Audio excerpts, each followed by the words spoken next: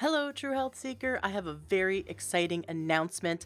I have spent over a year, I've spent about 14 months collecting all of my information that I use with my clients for ending anxiety, and I created an online program. I'm very excited about it. We just launched it.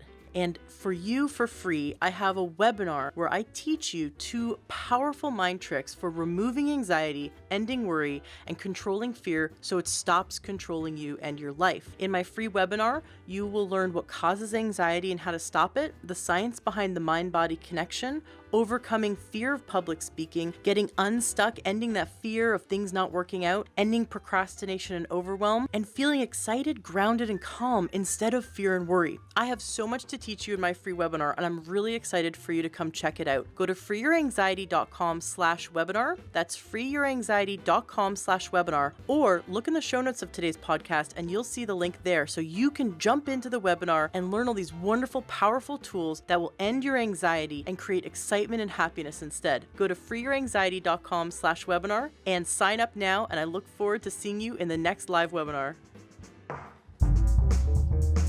Welcome to the Learn True Health podcast. I'm your host, Ashley James. This is episode 258.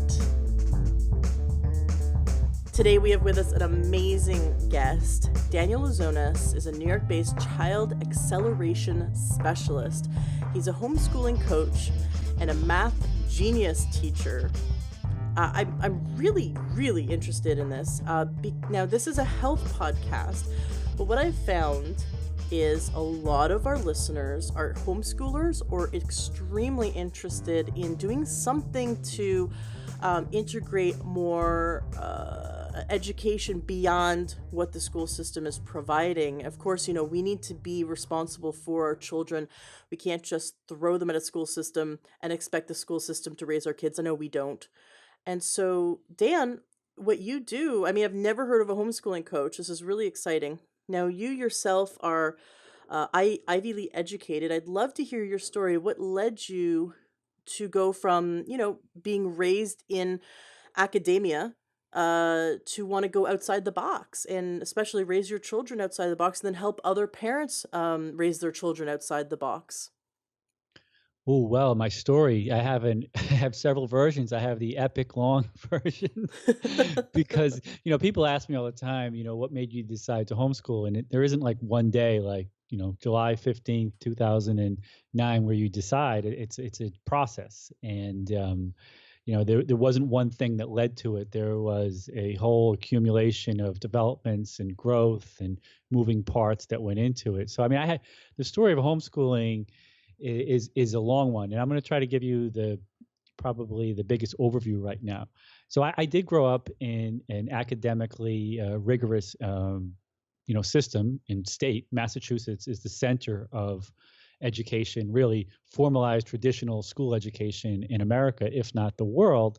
So I grew up there and came out of there with only a couple things on my mind: sports and academics. And the narrative in academics is just get good grades, put your nose down, and the world will roll out a red carpet for you. And that was kind of implicit. No one questioned it. When I grew up in the 80s and graduating high school in 1992, and I worked my tail off to get into the Ivy League. There were 2 nights a week in high school I didn't even sleep. So, this is a health podcast. We could talk about sleep later on, the importance of it. But 2 nights a week, I didn't even sleep. And it paid off in the sense that I did get into the Ivy League, and I got into University of Pennsylvania. I got in with a full year's worth of credit. I did especially well in math in high school. I was the captain of our math team, and we won the New England Championship.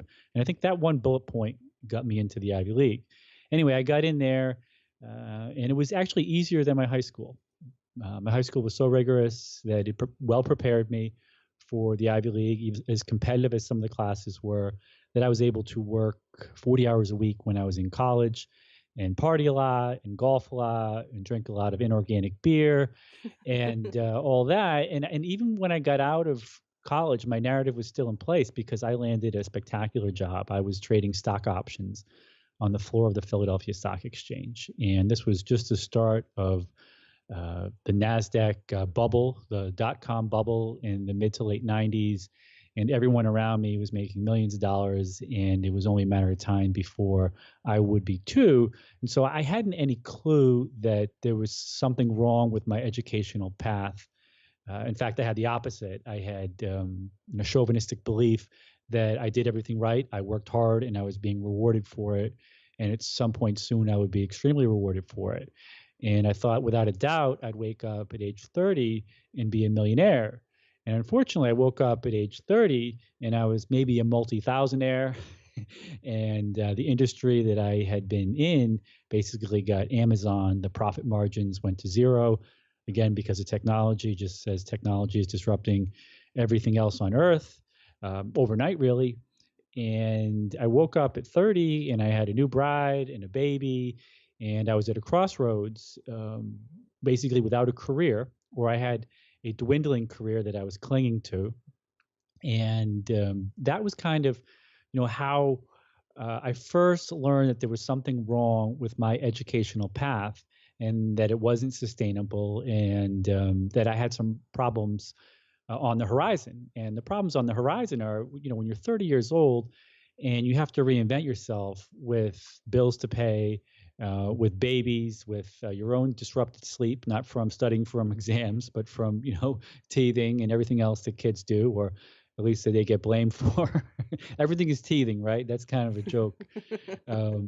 It's just, opening those parenting books, it's all teething. Whatever, it's teething, it's earaches, it's disrupted sleep, and it's very, very hard to teach an old dog. That's what we are at 30 years old, especially when we haven't read a book for 10 years or learned anything new.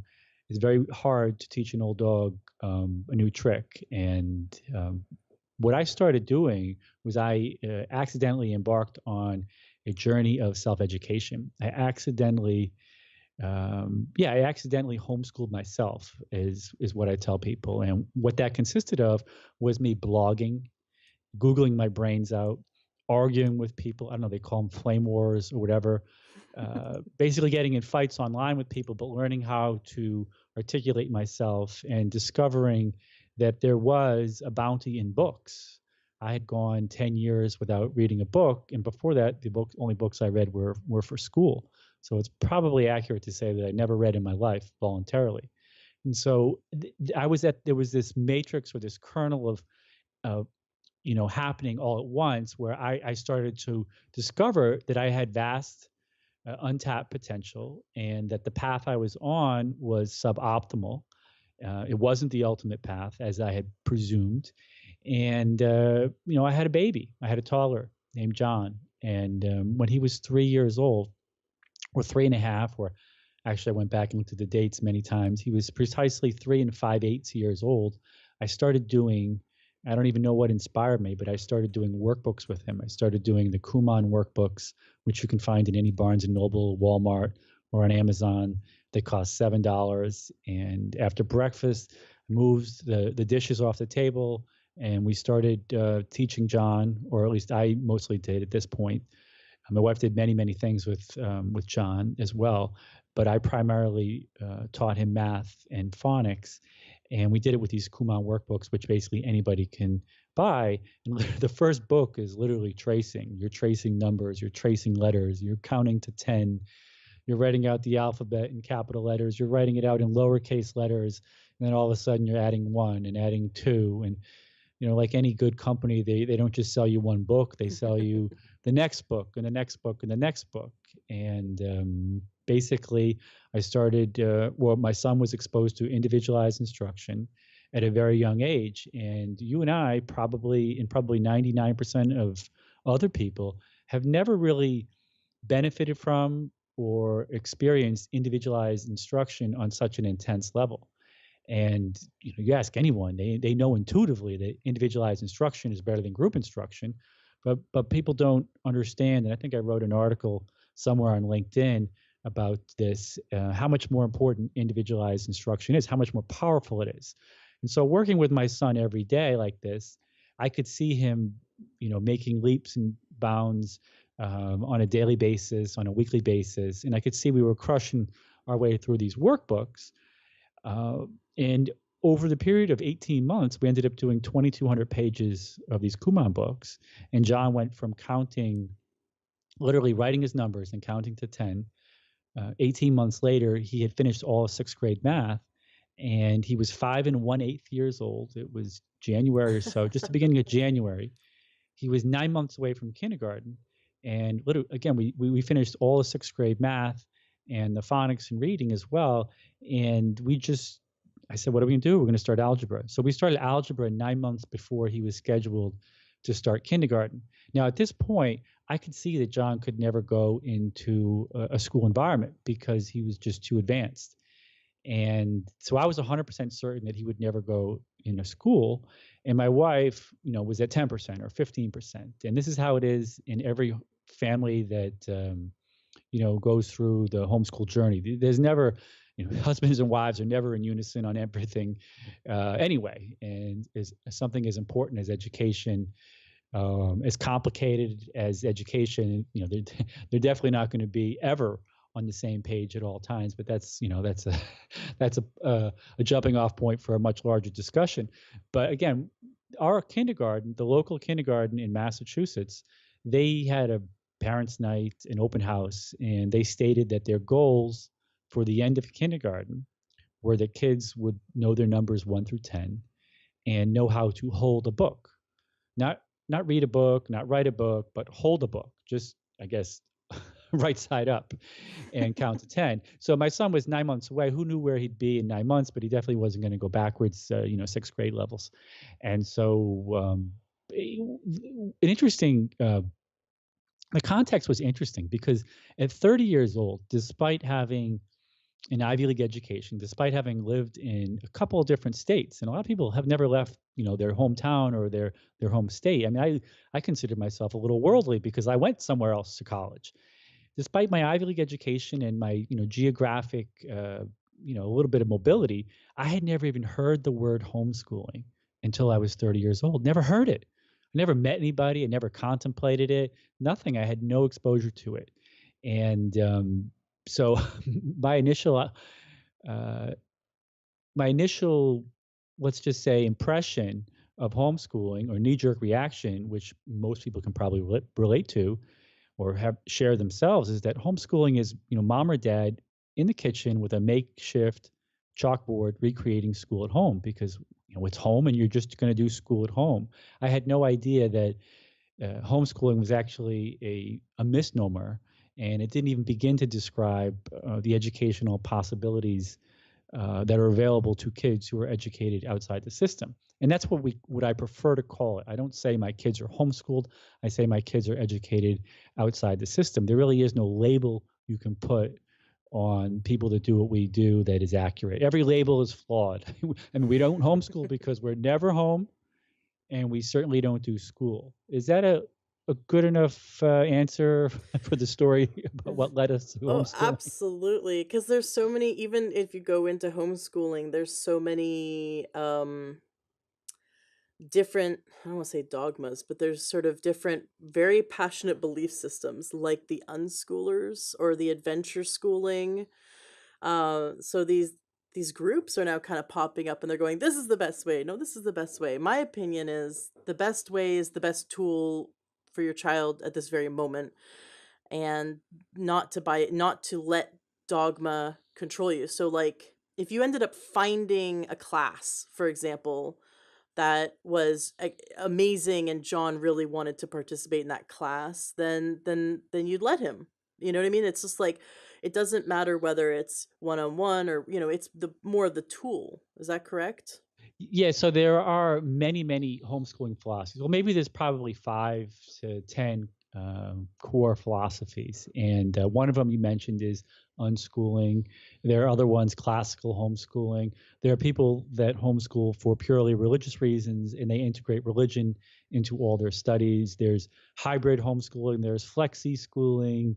There's world schooling, where people just travel and may or may not do math and science and online classes. And there are people who homeschool just so their kids can play the piano 6 hours a day or practice golf 8 hours a day. Right. There is no homeschooling is marked by extreme freedom, and so it defies labeling. And there are some people within the homeschooling community that are chauvinistic, and but that goes with the territory because if you think about it, in order to pull your kids out of the system, in order to go against the grain of your own upbringing and of what your friends are doing, your family members are doing, your neighbors are doing, you have to be a free thinker. You have to have some severe or at least tangible self-confidence in what you do. So you're going to get people with strong opinions. I've seen some massive, massive, ugly fighting with Mm-hmm. across homeschooler, people in many, many different ways. But again, that's just how it goes. It's almost like, democracy is messy, but it's the best system there is.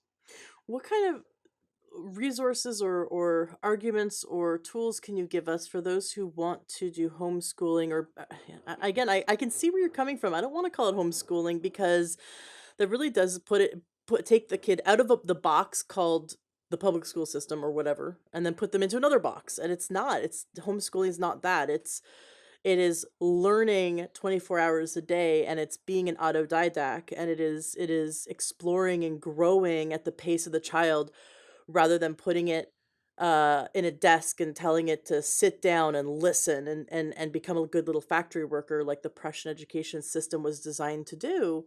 Well, I agree with you. That's what it is for me, maybe for you, but that's not what it is for everybody. Sometimes a kid is getting bullied at school, Mm, and that could be reason enough. If a kid is getting wailed on and picked on in school, and that could be reason enough to pull them out of the system. So everybody has different. I was talking to a woman, a very successful executive recently, and she was living overseas in Russia, and she had to be pulled out of school to care for a sick relative. mm, And so there are always different reasons, and the reasons change over time. Like our reasons for homeschooling when we started out were purely academic acceleration.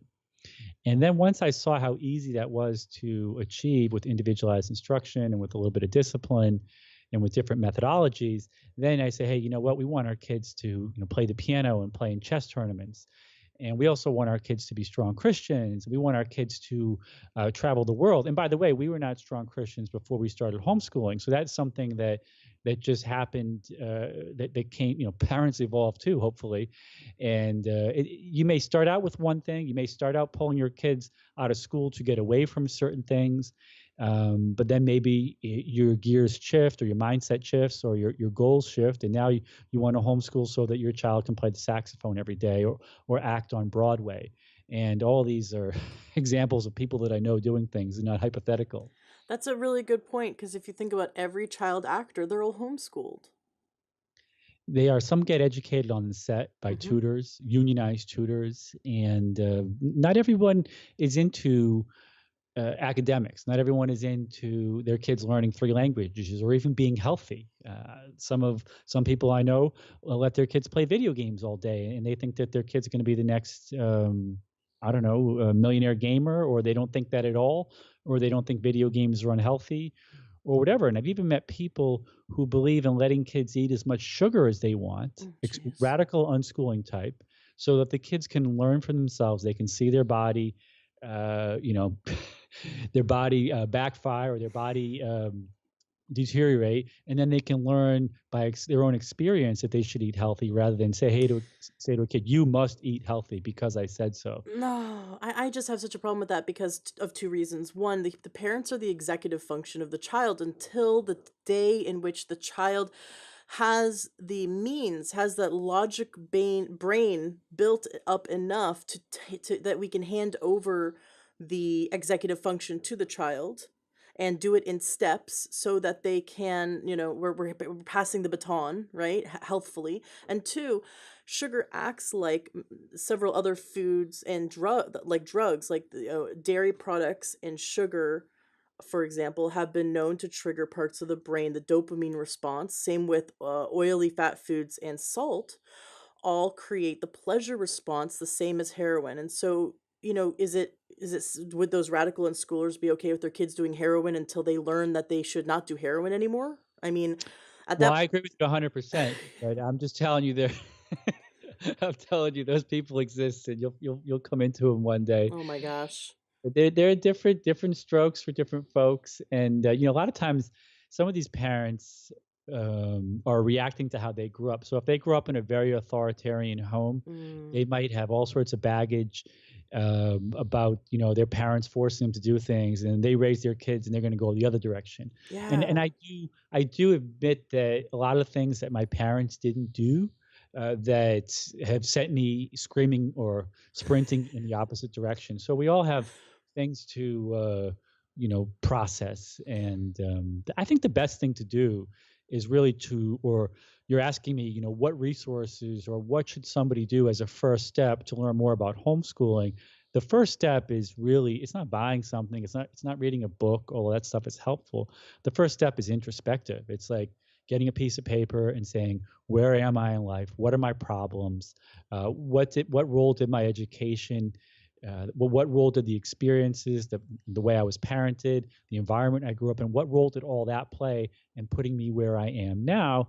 And then, thinking long and hard about that. Because, I mean, I've talked to thousands and thousands of people. I've helped lots and lots of people and coach people on very deep levels. And I can tell you that everything that a person has today, from their waistline to their happiness, to their relationship with their husband, spouse, or lack thereof a relationship, it can all be traced back to their education, can all be traced back to the inputs that they received along the way. And so if we want a different outcome for our kids, because not everybody does, quite honestly, if we want a substantially different outcome for our kids, we have to change the inputs. And so we Hmm. start with introspection and go from there. Because a parent who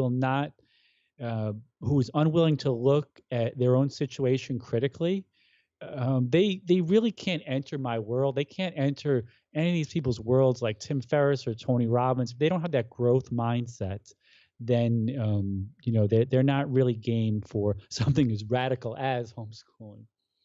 So do you coach parents to make sure they're like, 'cause I imagine, I mean, I'm putting myself, maybe a year or two ahead because my son is 3. I'd want to call you up and hire you as my coach just to make sure that I'm like kind of on course and check in with you. Like, hey, do I have all the tools? Are there more tools I don't know about? What should I know about? Do people hire you for that? Just kind of a check in and make sure that they have all the tools that at their disposal, or do people check in with you to help them with the mindset so that they can make sure that they're not bringing their baggage and to their kids' homeschooling experience?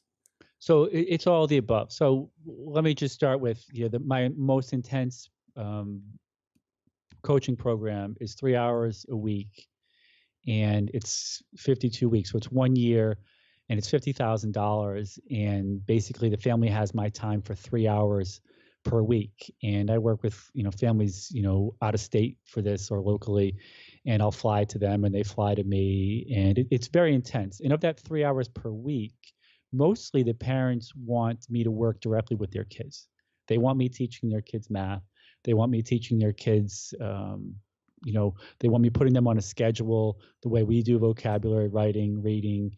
But a lot of it is math. And it's because math is a pain point, and it's also a building block for attention span, for mental discipline, and so on and so forth. So I work with the kids a lot, but some families I only work with the parents and only give them advice, and do the implementation themselves. But again, to answer your question, it's working with both kids and parents. It's fixing the mindset of the parents. It's fixing the home, or at least improving and optimizing the home. I wrote an article on LinkedIn recently titled "Home is 10x more important than school." And right now, school gets all the attention. A lot of times when a kid is struggling in school, the parents think they need a new teacher, they need a new school, they need a new tutor, when really they just need to stop playing video games at home, Mhm. right? So the home is the biggest fulcrum for a child's intellectual development, whether they're in school or not. So I spend a lot of time fixing the home. Now, I will tell you, there are not many parents who want someone else, grown adults, want someone else coming in and saying, well, you really got to cut out this, this, and this if you want your stated goals. If you want your kids to take off, you need to, get the devices out of the house. And this is a good time to insert that. So there are many factors that were involved in the hyperacceleration of my own kids. And just to be clear, my son John, he started algebra at 5, had read the Harry Potter books by 6, and at 7 he even started calculus. And I could go on and on. He's won major chess tournaments, and my daughter behind him has done extremely well as well. There are many things that went into that, and one of them I'll just throw out right now is a controversial topic, and it's my kids watch zero television.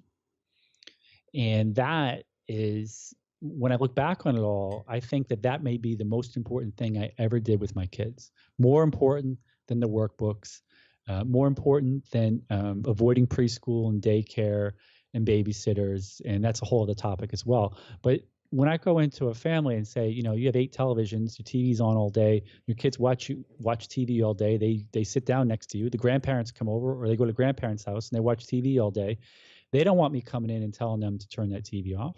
And this becomes a very, very complicated issue to deal with. And this is why, this is one of the superpowers that I have, is that I can hold parents' hands and get them to do something which you might not think is so hard. Some people are saying, hey, just unplug the TV. TV is going to make you dumb. Just unplug it.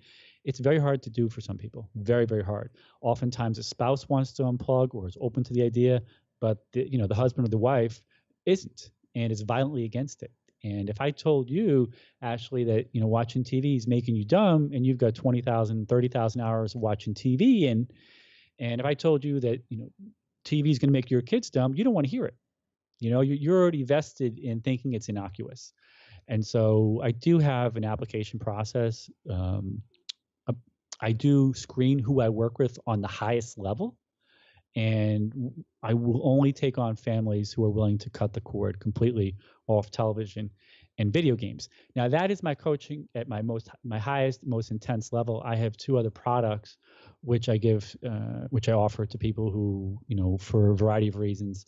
I can only handle so many students at a time, so many families at a time, but I also have products as well at much cheaper prices than that, where parents can do all the implementation themselves.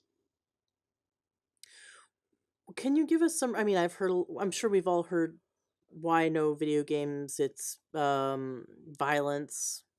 Why zero TV? Why zero TV and zero video games? And what about movies? Can occasionally go to a movie theater, or is it just absolute nothing? And what about YouTube? Just zero any of that? Okay, so let's start with video games. So to me, video games, the violence is not the issue. The issue with video games is the hyperarousal of the brain. And I'm sure you've talked about this a lot. And these kids can't focus on math because their brain is hyperaroused, and they literally, their attention span is 0.0 whatever. And the other thing that the hyperarousal of the brain does from a health standpoint is it destroys fine motor skills. So I work with a lot of students, and you would not believe what pencil grips look like in the year 2018. And these kids cannot hold a pencil. And it's because there's a major link between fine motor skills and the ability to focus. So if you can't hold a pencil, you can't do multi-step math problems. You can't take notes in class. You not only can you not write that paper or that one paragraph or that one page composition, it's utterly painful. And so all these kids, it's called, of course they have a name for it, they call it dysgraphia. And there's a whole industry around it, just as there is around dyslexia and executive functioning. I don't know if you're familiar with that term yet, but there are huge industries around all these new syndromes that have been not just overdiagnosed, but some of them are legitimate. And when I tell you these kids can't hold pencils, they really can't. So that's what video games do. One of the things that video games does. And again, if your kid can't hold a pencil, they're going to struggle in school. They're going to struggle in homeschool or whatever. And really, not being able to hold a pencil means they also can't hold their attention.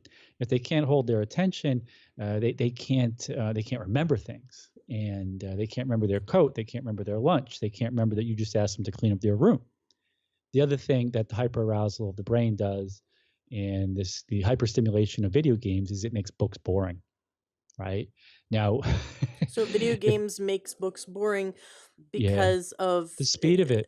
right. Well, this is the same with food, right? So if you've got kids eating McDonald's and the standard American diet, and then you try to give them vegetables, there's absolutely they have no taste, they have no desire for what actual real food. I don't want to call it healthy food. It's just real food versus fake food, because fake food is designed to it's called hyper palatable. It's to overstimulate the brain, overstimulate the dopamine response. And so over time, we can't it's kind of like a pornography addiction, in that someone who starts down the path of watching pornography cannot gain pleasure from in an intimate moment with their loved one, with their spouse, because pornography just changes that part of the brain, so it needs more and more and more stimulation. Same with food, the person ends up needing more sugar, more salt, more oil to get the same amount of pleasure from the food. And so they just get farther and farther away from ever getting any pleasure out of an apple or some broccoli. And so you're saying, like, video games, for example, and TV is overstimulating the brain to the point where when they try to open up a book, there's just no dopamine, there's no pleasure in creating an imagination themselves through reading. It's painful too, and if they don't have the attention span. Now that I had to write that word hyperpalatable down. I love that word, never heard it before. When I desugared myself a couple years ago, I experimented with extreme getting rid of even fruit. And then when I did have a grape, it literally tasted like a hot fudge sundae because I had no sugar. I was doing I was in Yeah. ketosis and all this other stuff. And I said to somebody, a homeschool mom who was ultra healthy, I said the grapes taste like a hot fudge sundae now, and she said that's because sugar dulls your taste buds. And who would even know if you haven't experienced it? Who would even You mean know? processed sugar? Um, Not the natural sugar from fruit, but the processed sugar. well, I'll let you answer that because you're the Oh, okay. healthiest. Yes, yes. Okay, You make great. that distinction.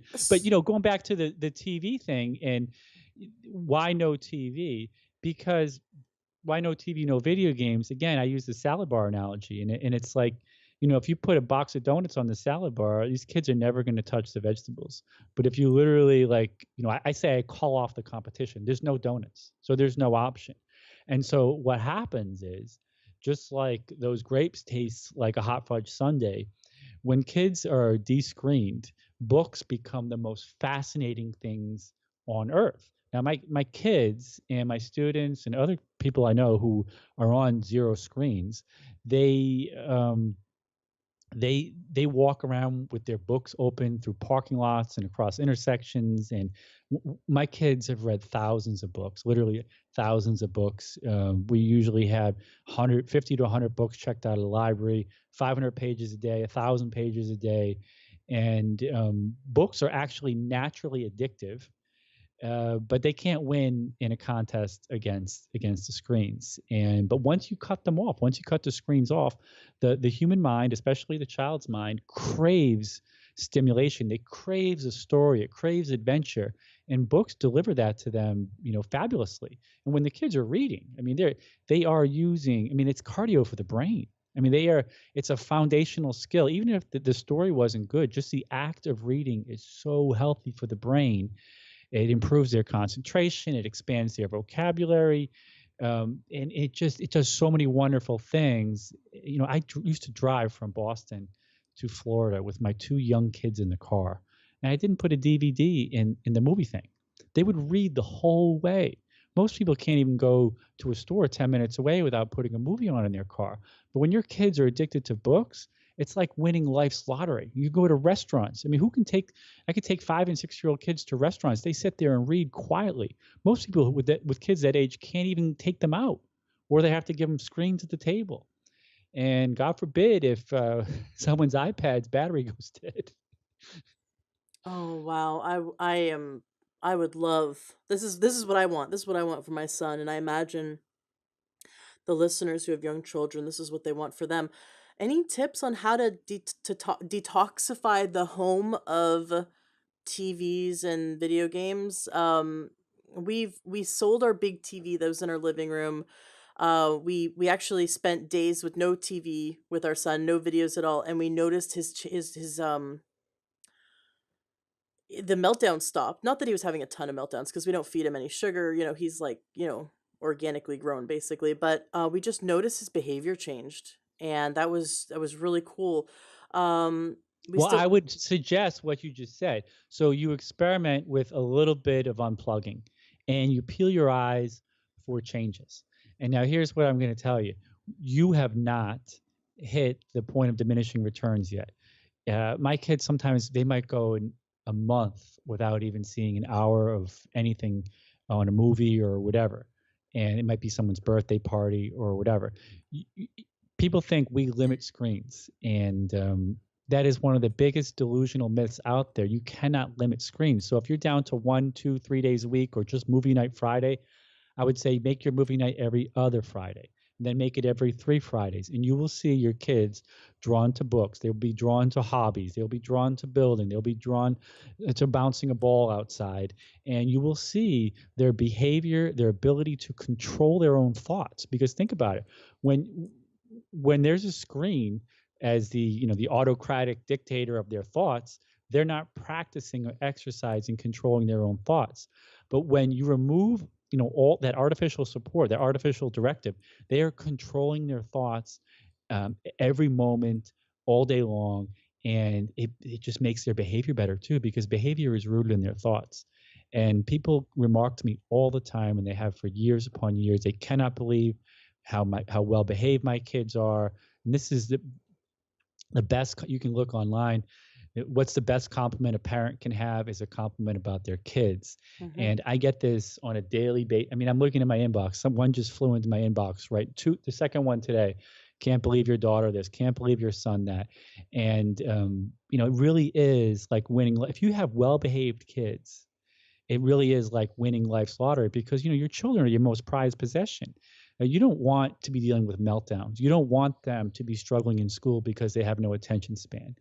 Now, you asked about movies, and you want me to talk about movies, or you want to move on? Well, I just want to know, like, is this something where you just 100% don't go to the movie theaters, or can you go to the movie theaters 3 times a year? Like, where do you stand? Well, they get invited to movies, birthday parties where there's movies, and there might be a Star Wars movie that comes out that my son's niece takes them to. My stance is they get enough. If you don't add any, they get enough. So like sugar, right? We try to do no dessert in our family Monday through Thursday, like none. And they still get too much sugar because they'll go to church and someone will pass out donuts and I'm not there. And it's like the sugar, like even if you restricted your kids, if you gave them no sugar at home, they would still get more than enough outside the home, unbeknownst to you. Just now, before we started recording, I kicked my kids out of the apartment. We live not just in New York, we live in Manhattan. So we live in New York City. And I kicked them out of the apartment. And, I know when they go out that they're sneaking off to buy sugar places. And I caught my daughter with $3 in her hand, and I confiscated it because you don't need $3 to go on the swings outside. And they're going to sneak the sugar. The grandparents are going to undermine you. They're going to give the kids the sugar. And so even if you cut out screens to nothing, like they're in the dentist chair, they've got animated cartoons on when they're in a dentist chair, they're still going to get it. So you actually don't have to put any screens in their life. They're not, there's in other words, there's no loss. You're Mhm. not missing out one single thing. And again, these can become very complicated issues, because a lot of us, you're probably a little bit younger than me, we grew up in the 80s, and seeing E.T. or Ferris Bueller's Day Off or any of these movies, these were like formative experiences in our lives, and like we just can't imagine our kids not growing up with movies. Well, right, and then they don't have any grasp of popular culture. So they go, let's say they're now in their 20s, they're out in the And what world, and what would and happen? then they What would just they happen? don't get popular culture references, I suppose. And then what would happen? Maybe they miss a few laughs with some friends, or people think they're kind of weird because they don't get things that you should get if you're, a human on All this right. planet, consuming all the media that's out there. All right, let's talk about this. All sorts of good stuff in here. Stuff I've dealt with and discussed and written on. My wife, when the homeschooling idea path first came up, she said, "Well, I don't want my kids to grow up too different, too weird."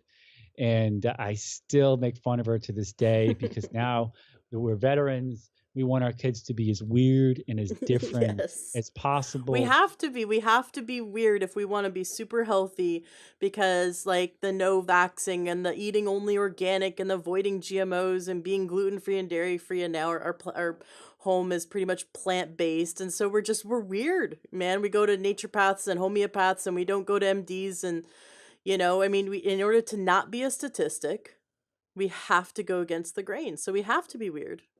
So the number one question that people ask is, what about socialization? And the fear of their kids being weird or different or left out. If parents unpack that, they will realize that that goes all the way back to them being in school. And when you're in school, the nonconformist, the kid who was left out, the kid who was weird, that kid had a miserable existence. And every one of us who've been on the school path, we've all felt left out. And in other words, that whole fear is a legacy of our schooling, Mhm. right? And so my kids who've never ever been in school, they don't know what it's like to be excluded. I mean, they're almost like a little naive and lucky. They don't know what it's like to be picked on. But let me ask you a question. What is the real world? In the real world, if there's a group of girls or guys or neighbors and you don't want to hang out with them, you don't actually have to hang out with them. Like, we have liberation in the real world. Why do kids need to be put in a hostile, toxic, hyperconformist peer environment in order to learn how to get along with others? I would suggest it's the opposite. And there really is nothing wrong with a kid not getting a popular reference. And I would even challenge that, because kids who read, they're often more informed than the kids who don't. And I know more about what's going on in the financial markets, and I don't even watch CNBC anymore. I know more about what's going on in the financial markets than the people who watch CNN or CNBC and read the Wall Street Journal. You don't actually have to, go to those fonts of so-called news to be in the know. Oh, absolutely. You could listen to podcasts and read alternative media, and there's lots of things we can do. So, but in terms of no screen time, your children are obviously, I'm on your website, which is Mhm. homeschooldad.com. And your son is holding the ClickFunnels book, which I find, hilarious. Russell Brunson's book. The second ClickFunnels came out a few years ago. My husband and I bought it and we use it. I love ClickFunnels.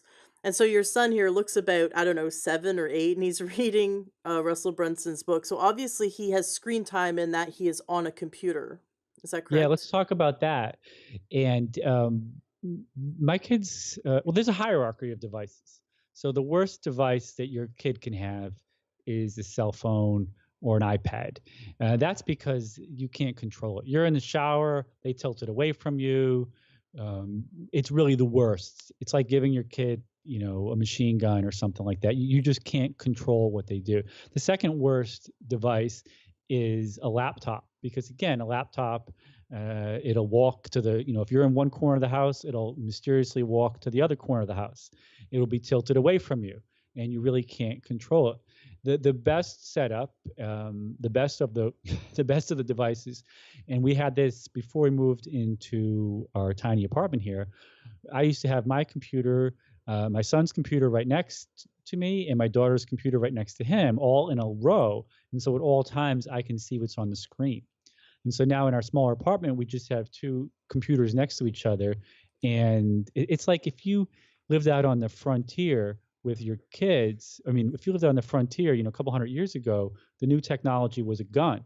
Now, you needed a gun to hunt and to protect yourselves, and you would let your kids use a gun, but you would stand right behind them when they learn how to use it. So I say, that the computer is as dangerous of a device as we have today, and you better be right next to your kid if they're using it. And you better, I- I'm home a lot, and I'm able to pull this off. But with a lot of my clients and a lot of other people, I just tell them, no computer, period, because they themselves might be unable to control. They might be unable to sit next to their kid all day long with the same vigilance that I do. But the computer, as you know, is the most powerful educational tool on earth. I mean, you can learn anything on YouTube. You can learn to program. You can learn graphic design. You can learn to blog. My kids take chess online. They have Skype lessons, Skype piano lessons, and my daughter publishes an 8-page print newsletter called the Homeschool Globe, which if anybody wants, just send me an email and we'll get you a copy. We'll get you on the mailing list. You can email me, Dan@homeschoolglobe.com. I'm sorry, Dan@homesschooldad.com, or at my other website, Einstein Blueprint, Dan@einsteinblueprint.com. But we're using the computer a lot, and we use it for math as well. I'm not sure if you're familiar with Khan Academy, but Khan Academy is 100% free.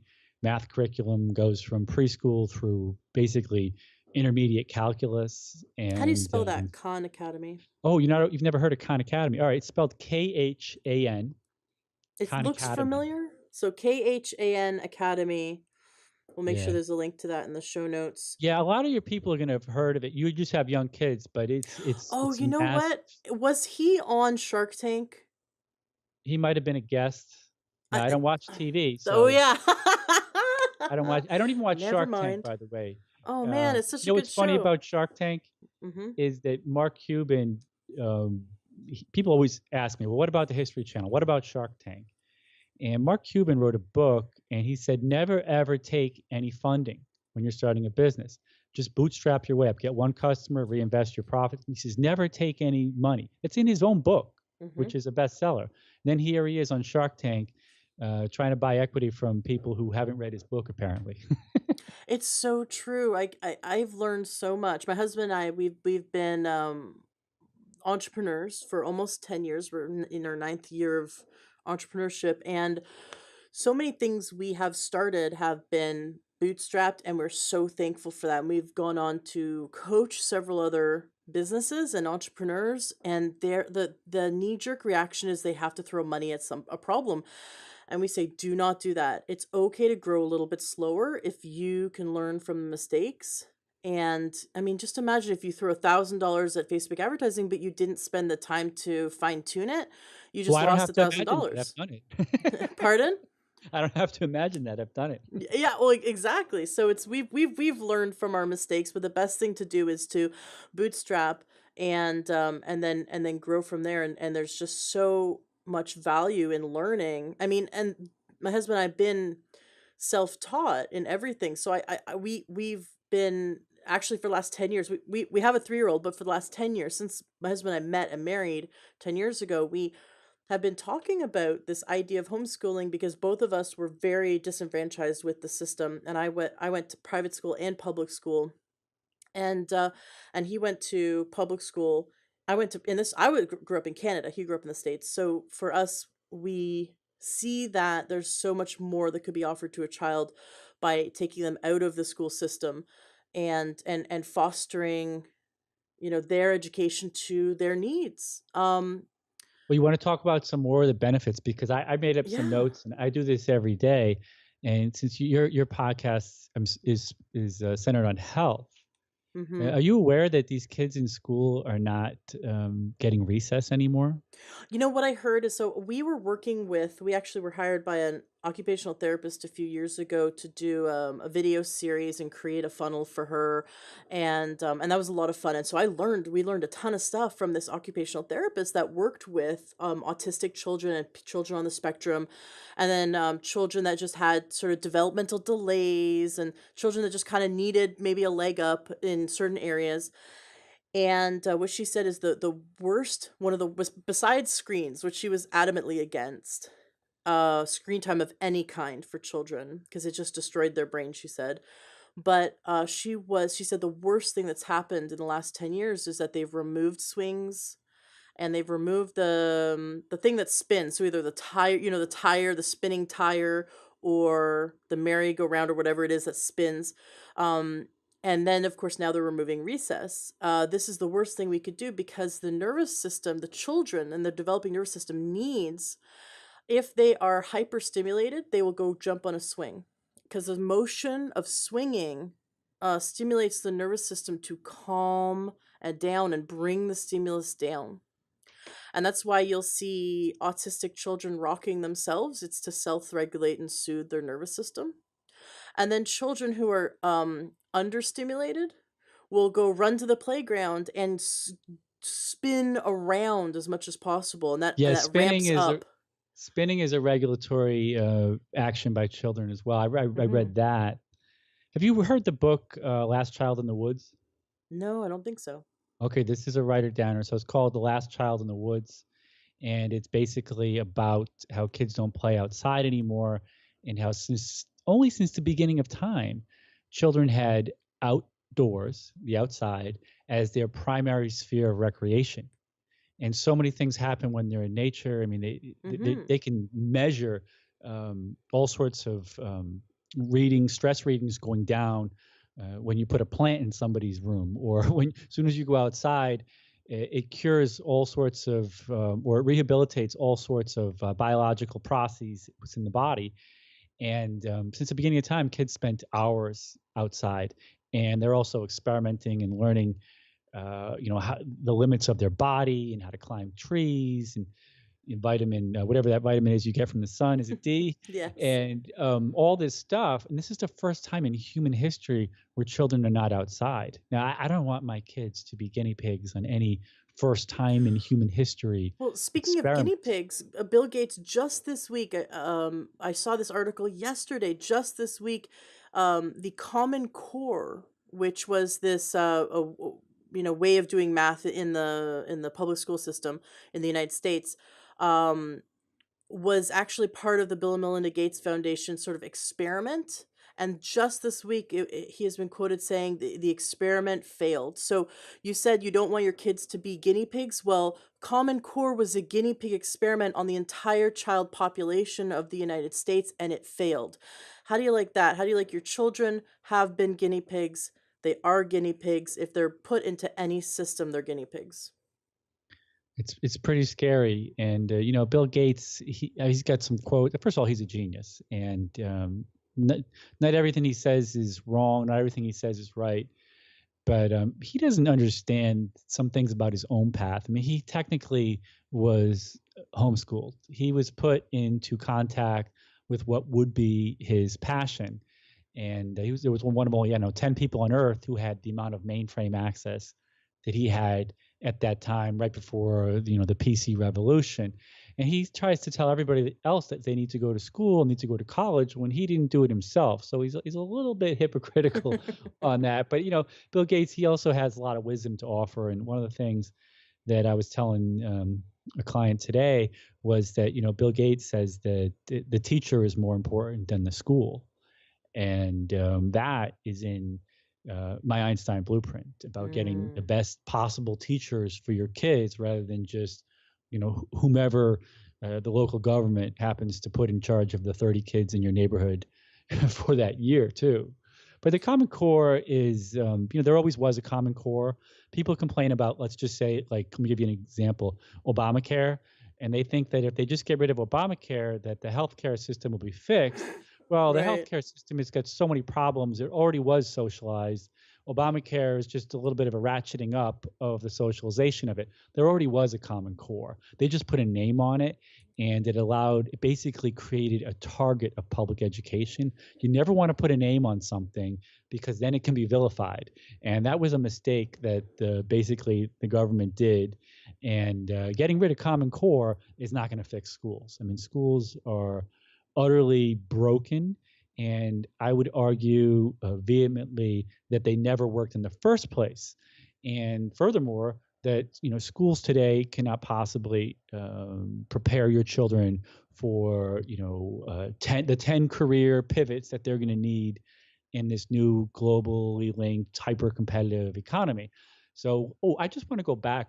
You said that you mentioned before the podcast that you've been reading a little bit of John Taylor Gatto, and there's one thing about schools that people don't really understand, and it's kind of important. It's called the history of schools. And if you were to ask Yes.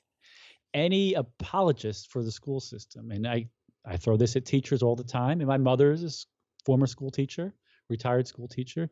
I say, do you know who invented schools, when they were invented, and for what reasons they were invented. Please And tell us, because I love when I about it was maybe 9 years ago. There was about an 8-hour interview series. You can find it on YouTube. It's I started following Trivium Education .com, and it's a free website that teaches how to critically think. And then what was linked to them was sort of these unschooling communities who they got together and interviewed John Taylor Gatto and put it out on YouTube. So it's like I think it's about eight hours in total when you watch. It's his interviews plus their commentary, and it's brilliant. And he goes into, and once you really understand where the education system came from and why it was designed the way it was designed, you will want to homeschool. So please, could you summarize how the history of the Prussian education system? okay, so I'll go quickly because again, this is a can of worms or Pandora's box or something that's gonna it's gonna spew. School's a very relatively new concept, school as we know it. So it was only invented around 1850, of course, in Massachusetts. Where else? And so it's an experiment. And the idea that children have always gone to age-graded classrooms to learn, everyone just assumes that or takes it for granted that that's the best way for kids to learn, and there's no basis for that really. It is a grand experiment, a grand social experiment with a very, very poor track record and short history. And it was invented in 1850, and it had a couple of iterations. Um, Basically, the powers that be, government, people who ran industry, think robber barons, Carnegie, Rockefeller, and those people around the turn of the century, they wanted to control people, and they saw education as a way to get people to stop thinking for themselves. What they didn't want, people who ran steel mills and coal mines and shipyards, they didn't want strikes. That was the number one thing that they didn't want. They didn't want labor unrest. They wanted they wanted a mechanism to assimilate this horde, this rabble that came over through the Statue of Liberty in this massive immigration wave in around the year 1900. They wanted to separate children from their parents. They wanted to separate children from their residual ethnicities and religions. They wanted these kids to become loyal to the United States, or that's what they said, and that's where the institution of the Pledge of Allegiance came from in classrooms. And there were all these big puppet masters that were pushing education, and they were saying it was for everyone's own good. And maybe some of the people who pushed education believed in that. Maybe some people pushing it today still believe in it. But that doesn't change the fact that at its core, education is mass education, mass government, compulsory education is about population and mind control. And that's how it's always been. Now, I want to fast forward to like 1950 or 1960, because people always say, if we could just get the schools back the way they used to be, that everything would be all right. But back in 1950, the schools had a couple of subsidies that don't exist today and won't ever exist again. The first one is a chauvinism subsidy. Back in 1950, the smartest women in America, they were not hosting their own podcasts. They were not becoming doctors. They were not becoming lawyers, working at investment banks, or any of that. The smartest women in America all became teachers. And so the educational system benefited from, like I said, this chauvinism subsidy, where you took the very best women in America, the most competent women, and some of these women had 40 kids in their class, and they Wow. were able to get a lot of learning done. That doesn't exist now. It will never exist again. And the other subsidy that existed back then was the nuclear family. If dad worked late, he was down the block I'm or out sorry on to the farm. interrupt. I just want to Well, clarify. I didn't quite understand the chauvinism okay. subsidy. Were you saying that the teachers were actually getting paid enough? No, so people think that if a few small tweaks today and we could get schools as good as they used to be. And what I'm saying is that you can make all the tweaks you want today. You're not going to get the best women in America to all suddenly become public school teachers again. Oh, I understand. Okay, so the smartest women in America were teachers. And now the Yes. smartest women in America are CEOs and running large companies and engineers and you name it, Or they're doctors and entrepreneurs or they're homeschool sure. moms. Yeah, for sure. For Eh, sure. And so the So, other one is that, the family was together, right? So if dad worked on the family farm or basically at the shop that was adjacent and parents were married. And nowadays, if dad might be in India for 2 weeks, if he's at all still married to mom, and mom might be working late hours. And back in the 50s, the grandparents might have lived in the same home or next door or down the street, and the aunts and uncles were there to keep the kids in line and to provide meals on the table and necessary slaps here and there of discipline. That doesn't exist anymore either. We don't have an extended family living in one neighborhood anymore. So again, what I said earlier in this podcast is that the home is more important than the school. And if the home has been upended, there's no fixing, or let me put it this way: because the home has been upended, that makes what happens in the school so much harder and so much worse, because these kids are coming in and these kids aren't happy. They don't have enough hugs from their parents. They don't have enough home cooked meals. I mean, there's just so many cofactors of why the school system is unfixable, why it never worked in the first place, really. And anyone who is clinging to this notion that, well, I live in a suburb and we have good schools here, or my kids go to a private school, I would challenge them, and because I've worked with kids who go to the best schools in Manhattan, and what I see there is not good, and it is not better mhm. than it was when we were growing up. In fact, in many ways, it's worse, because you think about it, there are a lot of kids in there. There are a lot of new risks. Again, the broken home, the predominant screens. Let's face it, these parents looking at devices all day long is not good for the kids. So, okay, so we had that subsidy. What was the second subsidy that So we that from the 50s? the second subsidy was the family. Basically, the family's broken. Parents are Okay, working. There are no aunts and uncles and got it. grandparents around to help out. So we're a And totally different society, um, coming up on 70 years later. I mean, it is just in one generation or one or two generations, we've really changed as an entire society. And few children are fortunate to have the parents and the grandparents, the aunts and uncles and cousins so involved in their life. And there are still some families like that, but it's really the exception and not the norm. but on the other side, because of the internet, because of podcasts, because travel is possible, because parents can work from home now, there are more opportunities to hyper accelerate kids, to get them traveling, to get them producing. There are more opportunities than there have ever been before, because before dad had to go work somewhere. Now dad can work from home. I have a Right now, friend who they took their child out of right at the end of the first grade. They removed him from the public school system. The public school's across the street. I mean, it couldn't be a better location for them to live, but he was being bullied so bad, and he is such a sweet kid. And they decided now that the mom works from home, and so does the dad, and so they thought this is perfect. We'll just and the dad decided that he was going to take it upon himself to do most of the homeschooling. And now the child is completed, so, I think his second year of homeschooling? I think first or second year of homeschooling, but, what the dad told me was he was blown away when he started doing research about it. He said, "I can teach my son everything in 45 minutes that he would learn in a 6 hours of school."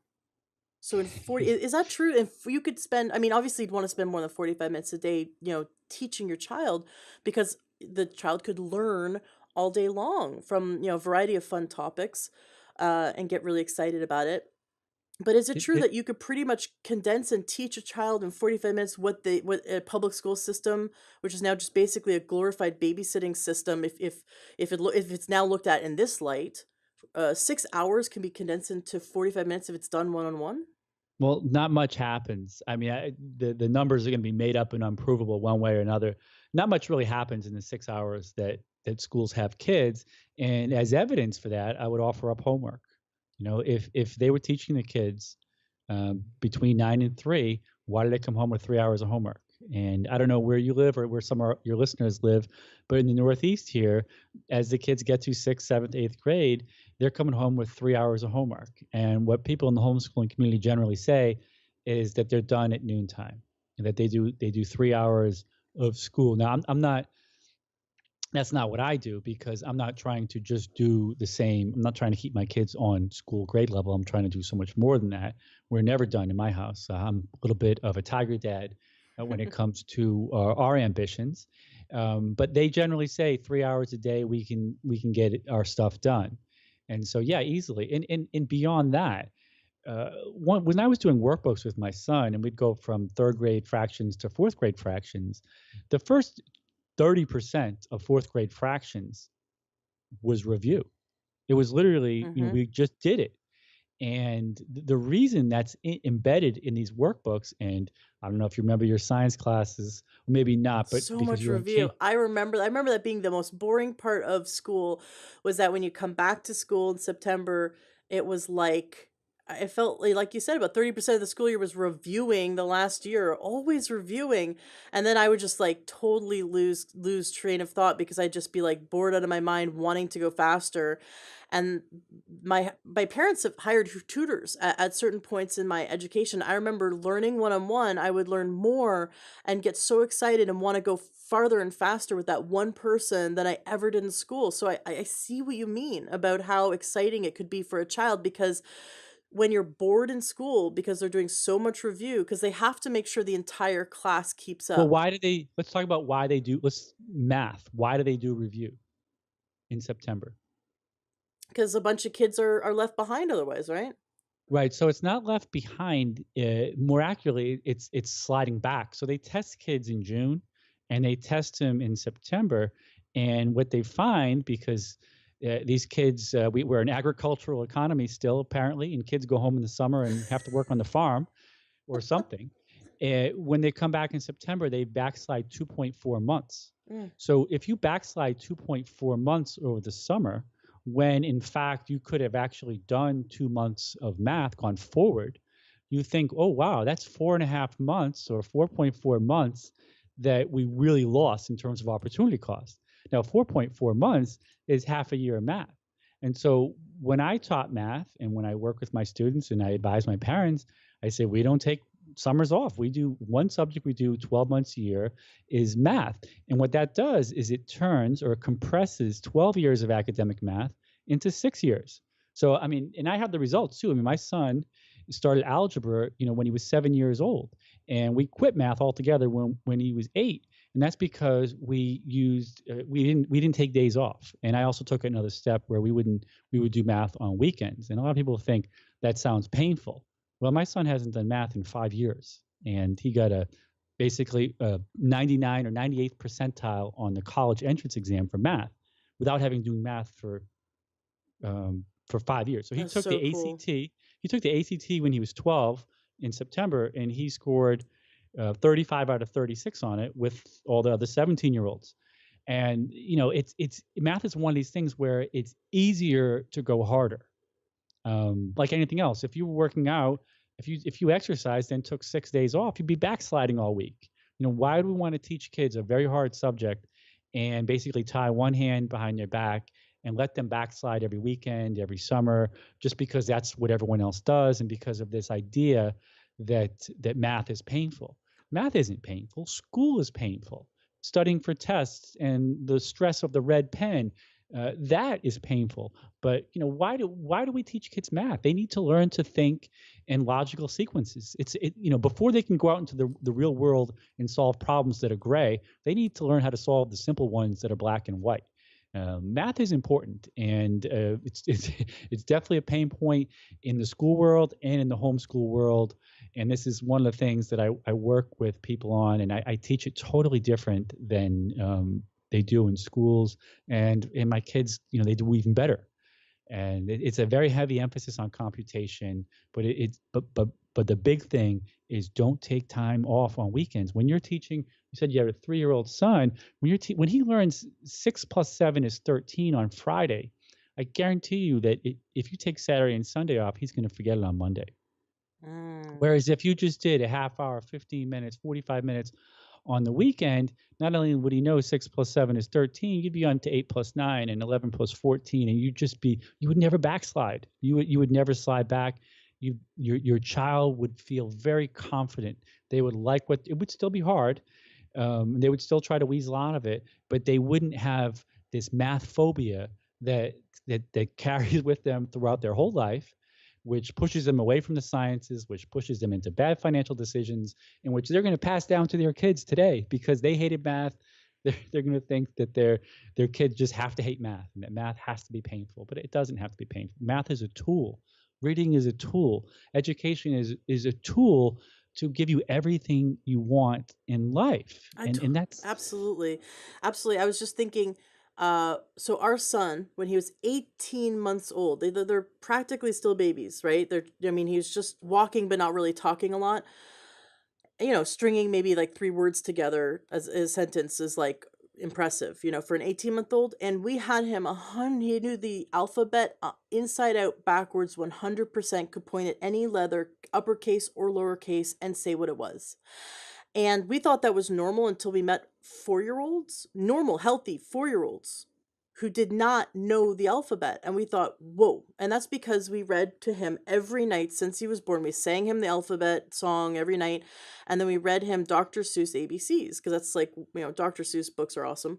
And now he's pointing at words like, Constantinople and Timbuktu and these big words in the Dr. Seuss books. And he can say them. He can recognize them and say them. And he's 3 years old. And so, that was easy for us. Didn't even feel like, quote unquote homeschooling. It was our bedtime routine. And yet it set him up for being able to fully understand the alphabet, like I said, since he was 18 months old. Now he can count and recognize up over 20, count to 20 and recognize it. And we're going further. But it wasn't hard work. It was just play and totally fun. So I can't, I've got in my mind that homeschooling is hard. And I'd like to know, what if the parent had a really hard time in school? What if the parent feels as though they're bad at math, for example, or they're bad at, English or whatever subjects they're bad at, and they're worried that they would not be a good teacher for their child? What then? okay. Good. I answer this question 17 times a day. Happy to answer it. Vegetarians, how do you get your protein? Like this is like this is the same question. I don't know physics. I can't homeschool my 5-year-old. Well, let's not worry about physics right now. So I don't teach my kids piano. I hire a piano teacher. If there's something that you absolutely don't want to teach, you figure out how they can learn it another way. And there are usually other homeschooling parents in the community who love to teach that subject you don't want to teach. So you get like a co-op going. You could just hire people. I have clients who spend, hundreds of thousands of dollars hiring teachers. I don't recommend this, by the way. I don't think this is the best thing to do. Or that mom or dad who doesn't like math, they will find, and I've got more personal, I've got more examples than I can count. They hated math in school. They started doing it with their kids. Now they get it. They hated science when they were in school. They hated history. They started doing it a little bit with their kids. Now they love it. And so, one of the secrets about homeschooling that the homeschooling parents, we giggle to each other about, is that we actually learn more than the kids do. As much as the kids learn, they might jump 5, 6, 7 grade levels above normal. We learn more than them. And so whatever it is, you don't have to teach it. If you don't want to clean, you hire a maid. If you don't want to change your oil, you bring it to get the oil changed. And so, these limiting beliefs rest on the assumption that if you homeschool, all of a sudden you have to have a PhD in all these subjects, and really you don't at all. And then beyond that, the idea is, and I call my program the 10X homeschool because I had to create my own philosophy because it's an amalgam of everybody else's and it's different than everybody else's, is that you want your kids ideally on the path of self-education. You want to be able to throw at your 8-year-old kid 10 history books and say, go read these. I'm not teaching you. You're going to learn. You're going to absorb the content yourself. And if you do it properly, you'll be utterly amazed at how early and how effectively they can teach themselves. Because you just told me a little while ago that you want to raise autodidacts, or that everything you and your husband learned, you taught yourselves. And that's what education is about. It's cultivating a natural curiosity, and it's about raising lifelong learners. It's not about, hey, it's science time, sit down, shut up, this is what you're going to do, because that's not going to stick. That's not sustainable. Have you heard of the Sudbury School? Yes. Yeah, so that's something that for what about parents who they both have a 9 to 5 job, they're not gonna be home. I know that there's the Sudbury School, which I'm not sure if you could always Google and see if there's one in your area. I know there's one in my area, where it's sort of like homeschooling in that a bunch of kids are there's adults around, but that they're completely up to themselves what they do. Do you like that as an alternate if the parents can't be there to or or Well, or do you believe okay. that as homeschooling that at least one parent has to be there? Okay, so we'll talk about there's a lot of ways to approach this. The Sudbury I think anything is better than school. I think leaving your kid at home alone I actually think leaving your kid at home alone in front of the television, and you know what I think about television, is better than sending a kid to school, and, for a lot of reasons. I think Sudbury School is better than sending a kid to school. Do I think a Sudbury School is the best way to educate a child outside the system? Not at all. And I've done a lot of research on the Sudbury School. It's been around for 40 years. They have opened, and your listeners can Google it. Um, there's been a lot of Sudbury schools starting and failing all over the country for decades, and there are complicated reasons for that. One of them is that you don't really want to give your kids too much freedom. I remember one Sudbury Valley alumni was saying that it was just a bunch of kids in the woods smoking pot. Yeah, It can attract the less rigorous, more hippie type, bohemian type homeschoolers who maybe you don't want or you don't think are the best role models for your other kids. But there are kids that can go to those schools and do well as well. So if both parents work a 9 to 5 job, well, you could hire teachers. You could make Nana and Grandpa or Grandma and Grandpa homeschool. You could take your child and give your child to the wonderful homeschooling family in your town or neighborhood and pay them $50 a day, $40 a day, or you could do some type of swap with them. All these are viable options that people, I mean, I have a friend, she's a single mom. Her husband basically left her as a single mom. She works, she teaches in schools, and she homeschools her kids. She figures it out. She's got her dad helping one day, a friend doing this. Then on weekends, she helps us. She watches or teaches these other kids. If there's a will, there's a way. Your resourcefulness in these matters is actually very large. It's infinite, and I love again, there it. are other people that you can tap into. You don't have to do all the work. And even if you did need to like stop working for a little bit or cut back and work part time, because I have worked the whole time that I've been homeschooling, and as has my wife. When the kids were younger, she would work from home on Fridays. And what she did was she did as much work as she could Monday through Thursday, and she'd leave Fridays open, and she would do work with the kids Friday, Saturday, Sunday, and I would work nights and weekends. And you can just figure it out. And if you talk to parents who have kids in school and the amount of crazy logistical things that they figure out, they need someone to put their kids on the bus, someone to take their kids to soccer practice, someone to do this, someone to do that. They figured out with carpooling and with hiring someone to come in the morning and in the afternoon, and they figure out complicated things that are much even more complicated than homeschooling. So again, that's what I coach parents on is how to get this done and how to figure out the logistics of it, how to figure out the finances of it as Mhm. well. Mhm. Yeah, because you were mentioning like, "Oh, you could just hire all these people," and I know you said you didn't recommend that, and I'm thinking to myself, I know a lot of great families who homeschool, they don't have the means to hire a bunch of people, but there are so many resources online, and like you said, you could co-homeschool with other parents if there's one parent that's incredibly passionate about this subject or whatever.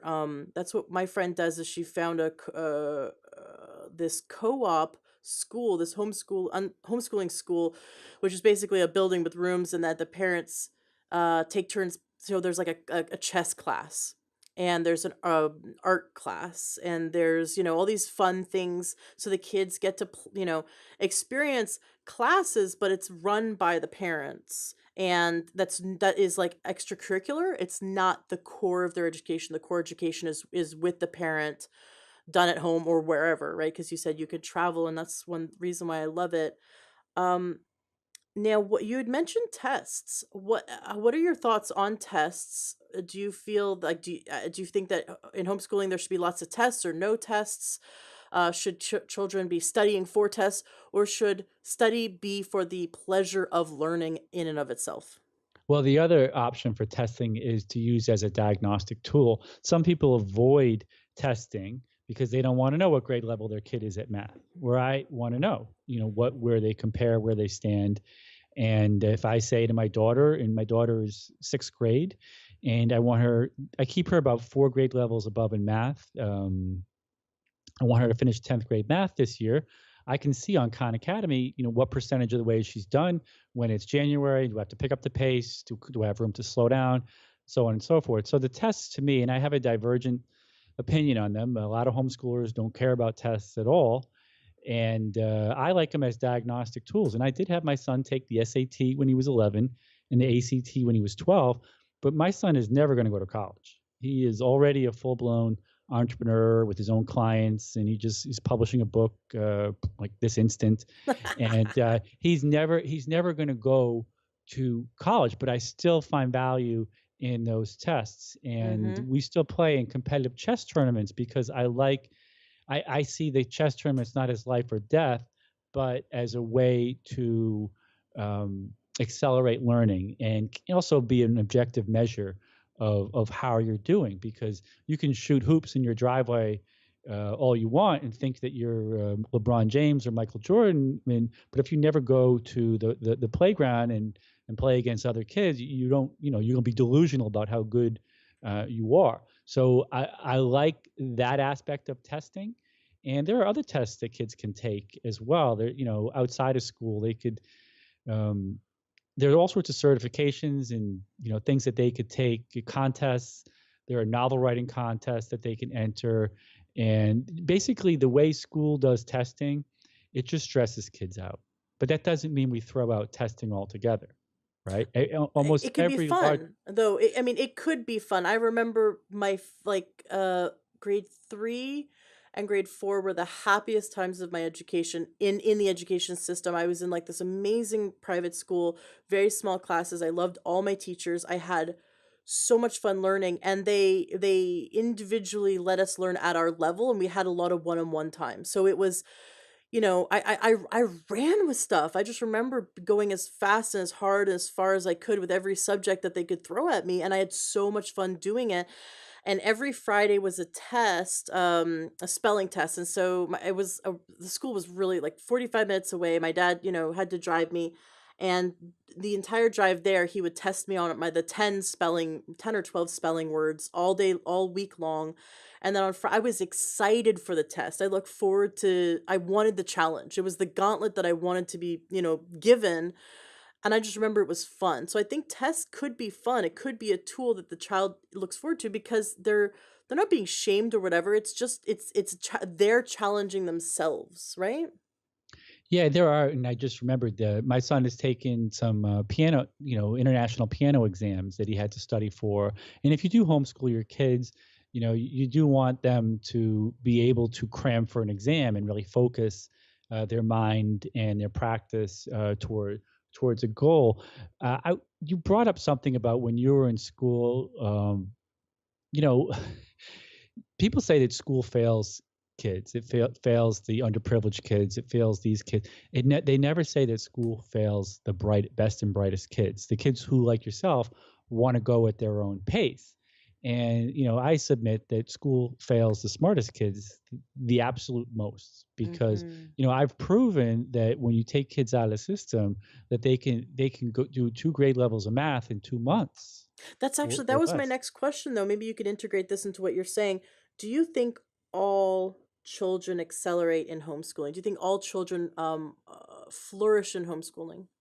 I think that school is so bad that it's addition by subtraction. If you remember your algebra, pre-algebra, when you subtract a negative number, it becomes a positive number.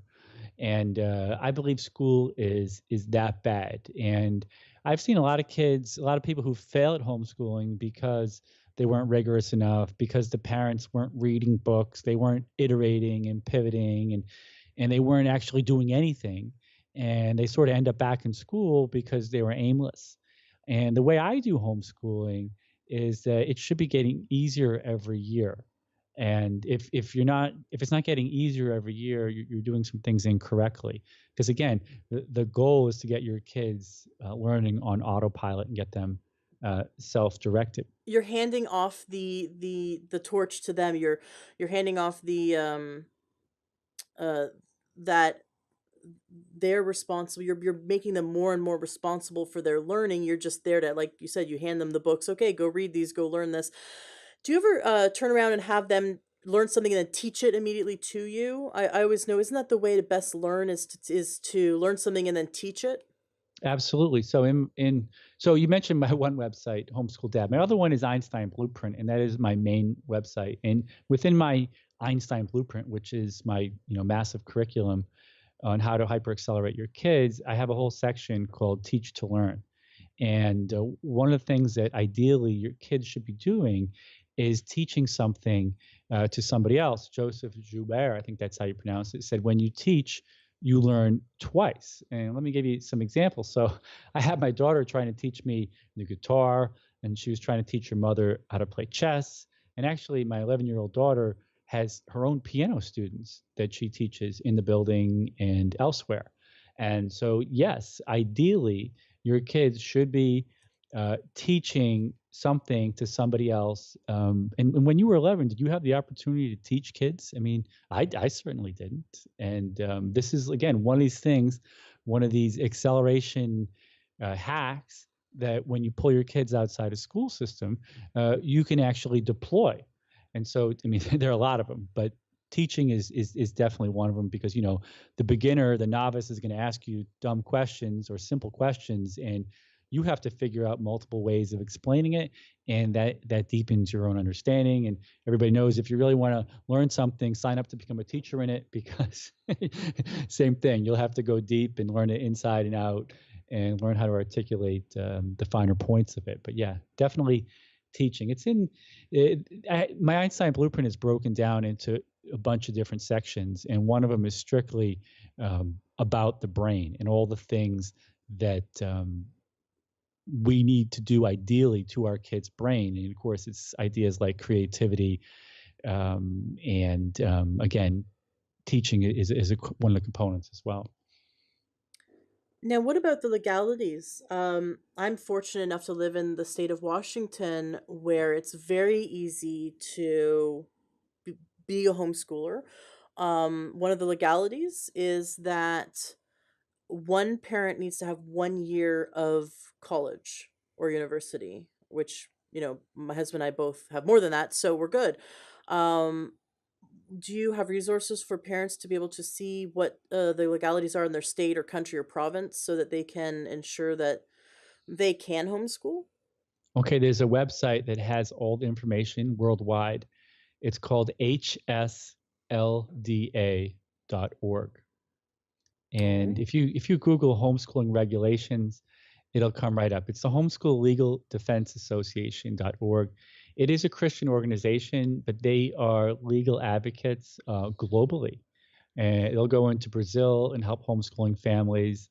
And they are really the reason why homeschooling is codified into law in all 50 states right now. And people basically pay them, they raise money, and they have advocates all over the world that work to ensure the right to homeschool. And so, wherever you live, if you're in Canada, if you're in South America, as long as you're not in Germany, because I know you can't homeschool in Germany, and maybe one of these Scandinavian countries as well, you can homeschool. And wherever people tell you it's hard to homeschool, like the state that I live in, New York, people say, oh, the regulation is tough there. It's tough there. It really isn't. I copy and paste basically the same report every 2.5 months to my local school district, and it's not hard at all. In some states like Arizona and New Jersey, there's no regulation at all, or I think Alaska too. You don't have to send in any paperwork. And so I didn't know that in the state of Washington, they want one parent to have some level of education, but it shouldn't be a hurdle for really anybody. I have four questions from the listeners. So if any listener wants to participate in questions for future guests, they can go to the Learn True Health Facebook group. Just go to Facebook, search Learn True Health, join the group, or you go to learntruehealth.com/group and join our group. It's a lot of fun. I let the listeners a few days ago know that you were coming on the show, and they are curious. So Catherine says, with homeschooling, how do you combat all the negatives about school interaction? It's been on the back of my mind to homeschool, but I'm afraid. So I think we sort of covered this, but I want to go a little bit deeper in that. How do we handle two parts? How do we handle the friends and family who just don't understand? Like we have some wonderful friends who are insistent that we should put our son in, of course they have absolutely no say, but they insist we should put our son in public school because they think it's the healthiest thing for any child to go through public school. They think, it's the gauntlet that children should go through to forge them to Hmm. become good people. They must be bullied. Yeah, they They must be, exactly. It makes you stronger. They have to be common bullied. common core bullying and bibliophobia, because we didn't get into that, but school hates kids, makes kids hate to read. Um, Catherine's question, it's very hard to explain what lobster tastes like to somebody. It's all abstract, and if she's doing research, she's getting a lot of abstract, theoretical, hypothetical arguments running both ways in her head. And she's getting people kibitzing in who maybe don't know anything about homeschooling. And what I would recommend to people who are interested in it is find your local homeschooling group. And I'm going to say this with some caveats. And go to one of their co-op days, or go to one of their park days and talk to the parents, because once you can see how kids interact, then you can really taste the lobster. The first thing that I do when ever somebody local thinks about homeschooling, buys one of my products or whatever, is I invite them over to my house. I say, just come over and meet my kids. And the transformation in them, and their, once they have this tangible, this clarity about what homeschool kids can look like, it's like 100% conversion rate. And occasionally people meet my kids and they say, well, your kids are different. You're gifted. They're born that way. My kids could never be like that. I could never pull it off. And their own limiting beliefs keep them away from, really a proper consideration of it.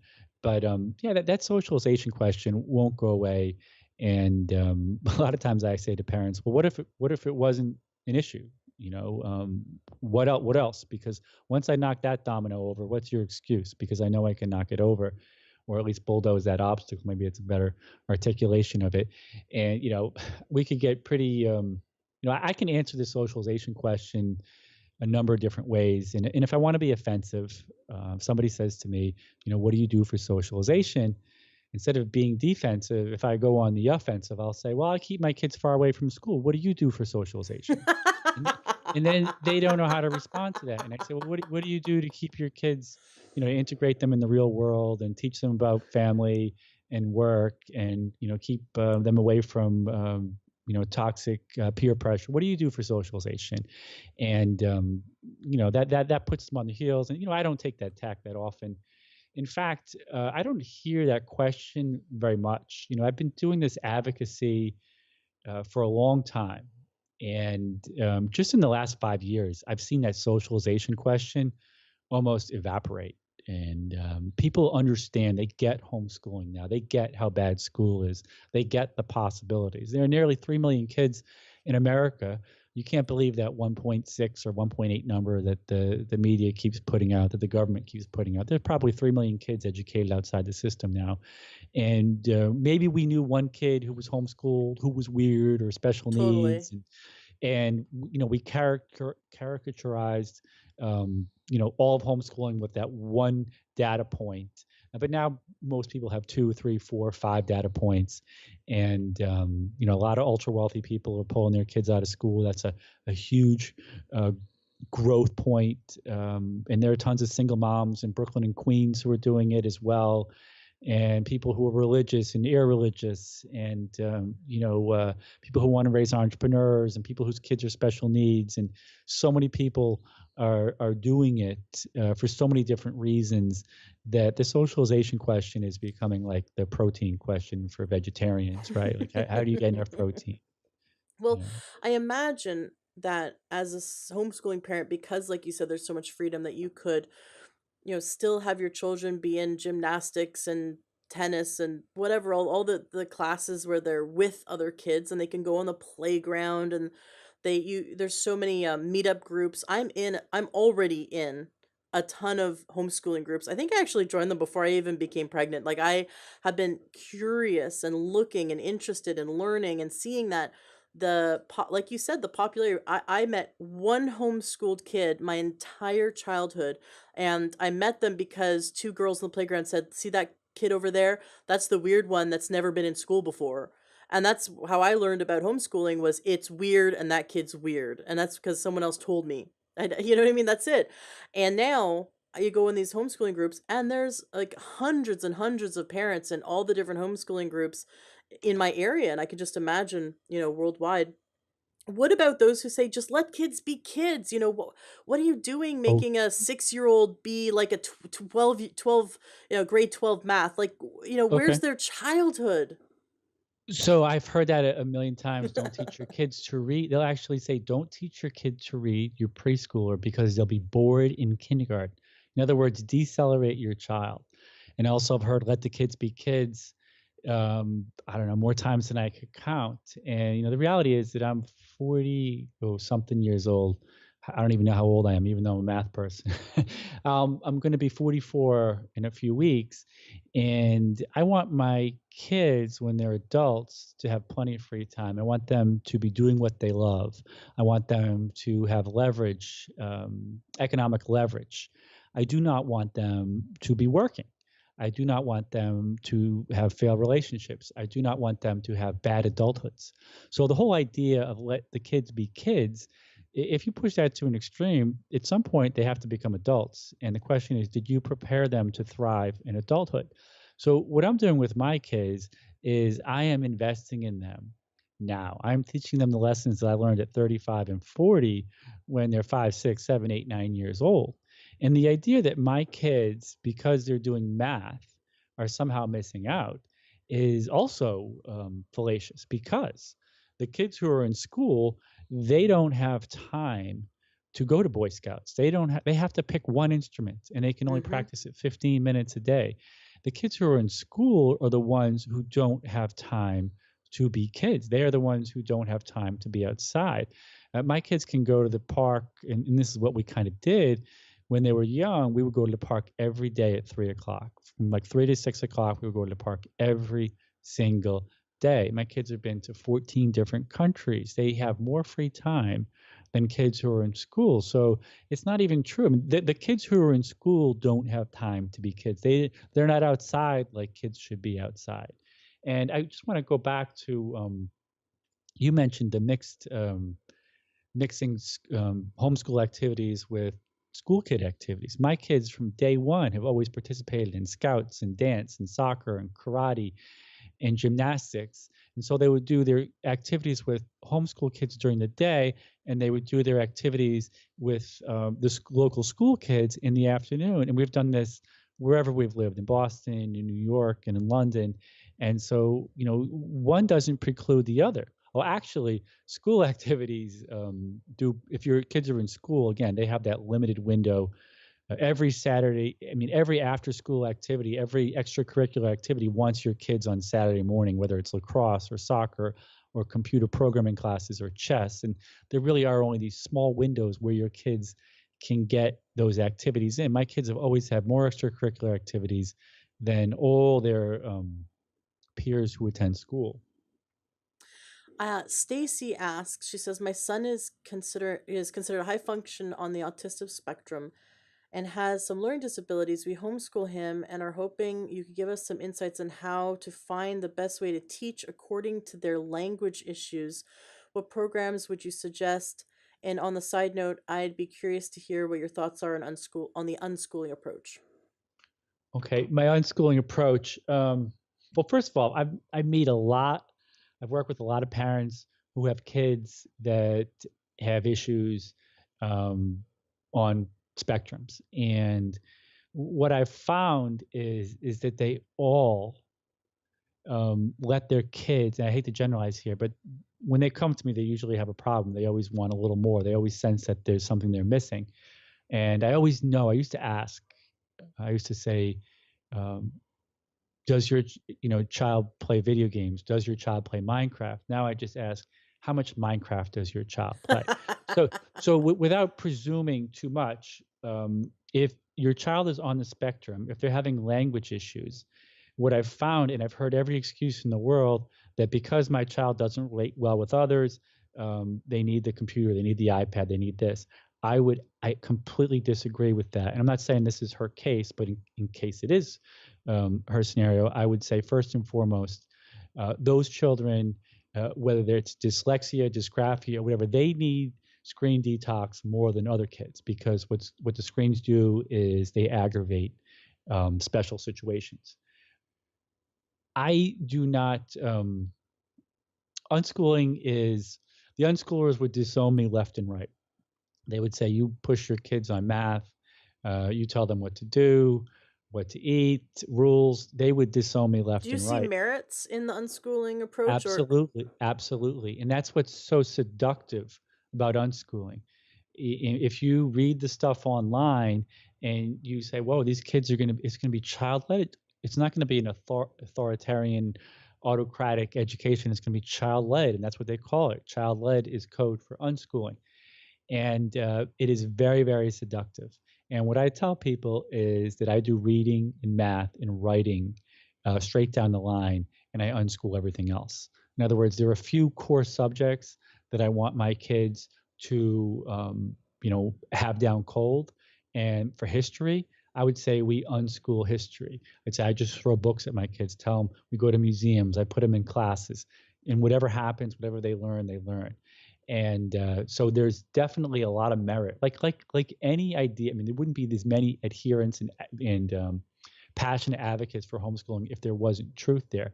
However, unschooling has its risks as well. It's double-edged, and the risk is that if you let the child lead, they're going to lead themselves to Dunkin' Donuts, or I don't know if you have that out west, but donuts and video games, and you might be inclined, because in a lot of these unschooling communities, they have the misguided notion that video games are innocuous.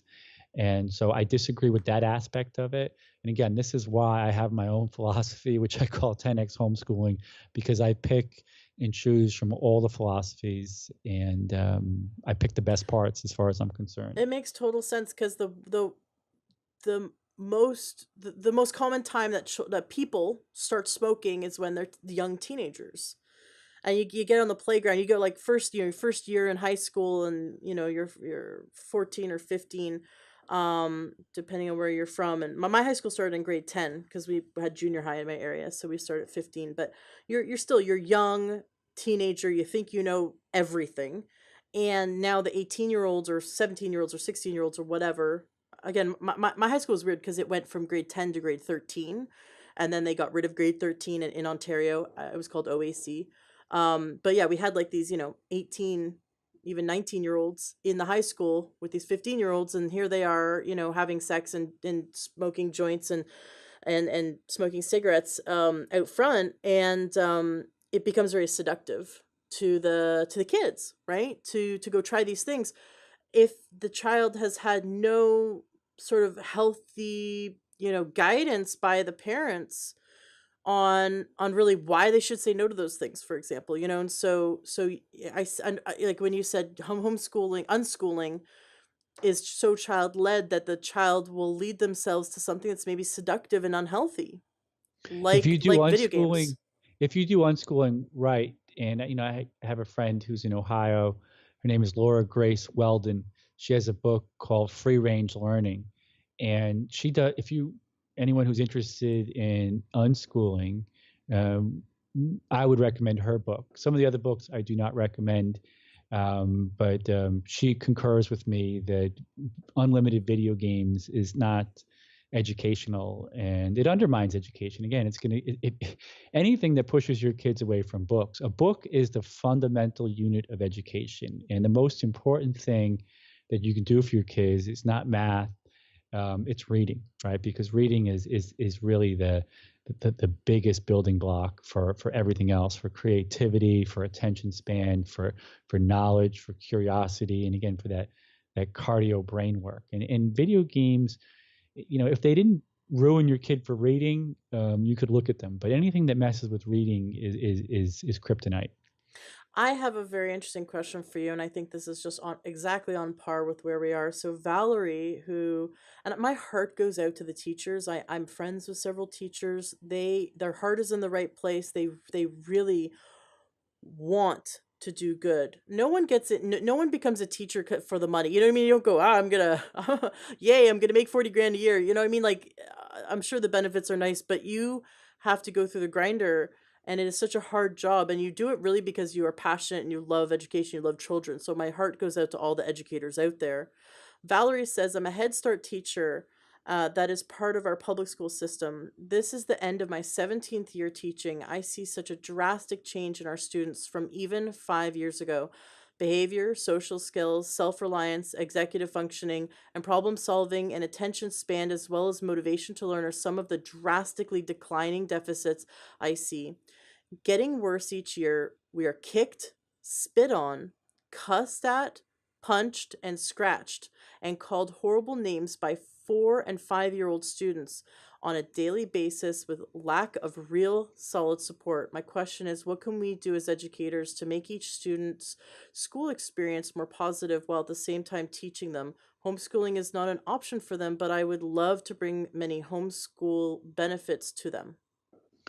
Well, I hope she doesn't have iPads in her classroom or laptops, because I've seen this at even Mark Zuckerberg starting fancy schools. Like, they don't get it that these devices are toxic to self-control and to brain development. And the problem which she's up against is bigger than her. Again, the home is 10 times more important. And what she's seeing, if she's in Head Start, now Head Start, I'm pretty sure that's they're dealing with underprivileged kids. And what's happened in the last 10 years is the iPad and the smartphone has become, cheap enough for lower income people to afford.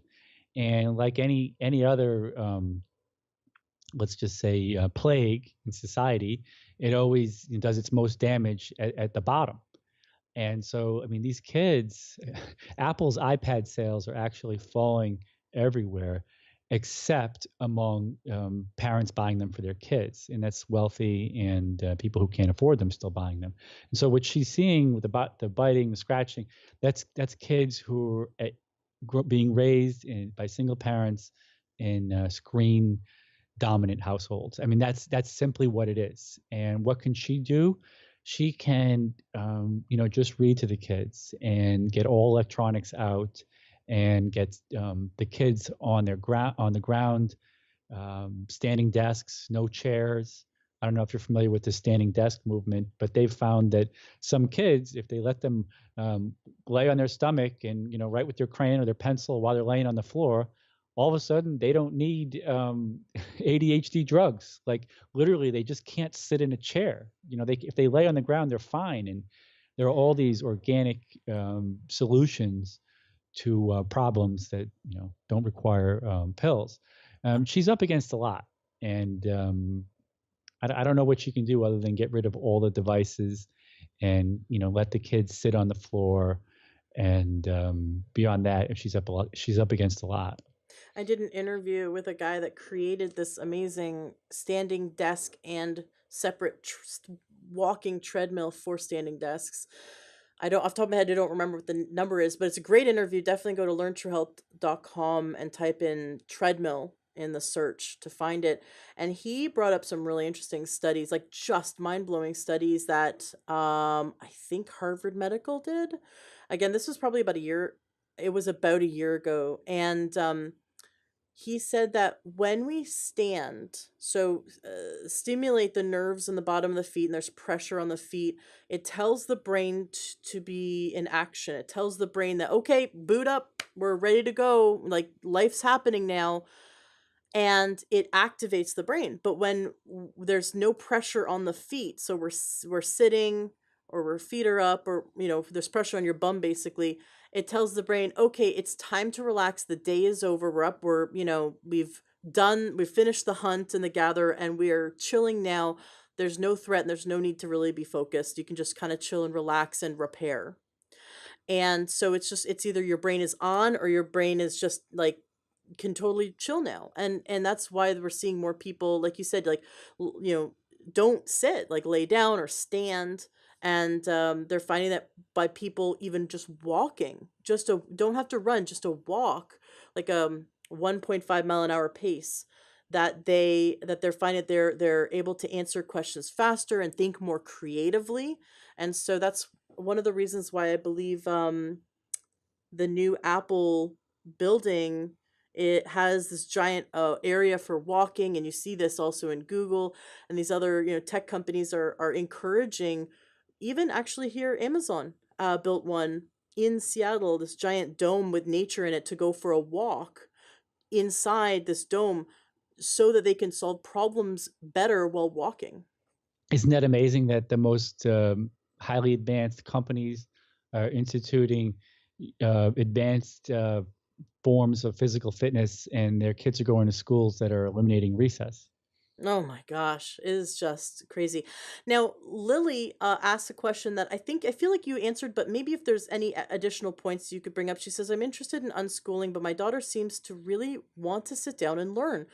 I've been trying to find a mix between Waldorf, Montessori, wild/nature schooling. So she just wants to know, like, she's interested in unschooling, but her kid really wants to learn. So what's up with that? Well, that's great. If you have a kid who really wants to learn, you do both, and she's going to teach herself. I love it. I really believe that we should not let anyone dogma prevent, just like don't let a diet dogma stop you from your health. You know what I mean? Like we don't let a schooling dogma stop you from accelerating, stop your child from accelerating.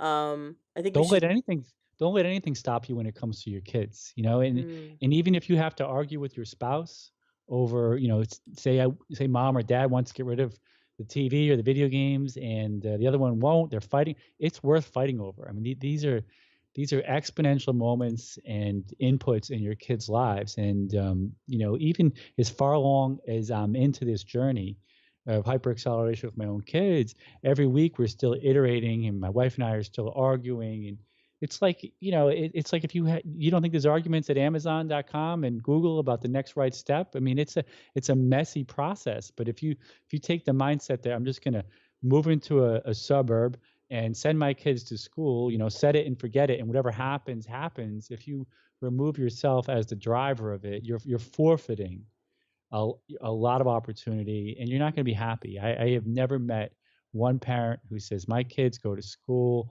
they love to get up, they hate snow days, and they do their homework. I've never met one. And school is setting up my kids to crush this life, and I've never met one that has said that. Daniel, it's been such a pleasure having you on the show today. You can definitely check out Daniel's websites, homeschooldad.com and einsteinblueprint.com. I'd love to have you back on the show. This was really enlightening. Is there anything you'd like to say to the listener to wrap up today's interview? Oh boy, I made some notes about things I thought we were going to talk about, and we didn't We get didn't into get them. to them? So we Come didn't back get on the to show. Let's get to them in another episode. That would be a lot of fun. Yeah, I thought we were going to go into the link between brain development and the body, and we really didn't Ooh. even touch on that. All right. You Well, know, can you come back again, and we can dive into the neuroscience of how we develop while we learn, and what best ways we can stimulate that growth? I would love to. You just let me know when. All right, let's do it. Thank you so much, Daniel. It's been a pleasure having you on the show today. Thank you, Ashley. Hello, true health seeker. Have you ever thought about becoming a health coach? Do you love learning about nutrition and how we can shift our lifestyle and our diet so that we can gain optimal health and happiness and longevity. Do you love helping your friends and family to solve their health problems and to figure out what they can do to eat healthier? Are you interested in becoming someone who can grow their own business, support people in their success? Do you love helping people? You might be the perfect candidate to become a health coach.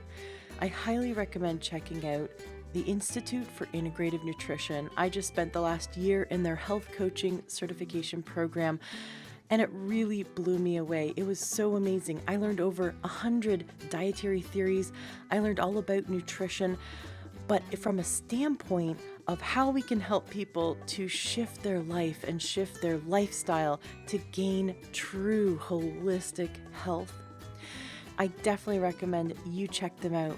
You can Google Institute for Integrative Nutrition or IIN and give them a call, or you can go to learntruehealth.com/coach and you can receive a free module of their training to check it out and see if it's something that you'd be interested in. Be sure to mention my name, Ashley James, and the Learn True Health podcast, because I made a deal with them that they will give you the best price possible. I highly recommend checking it out. It really changed my life to be in their program, and I'm such a big advocate that I wanted to spread this information.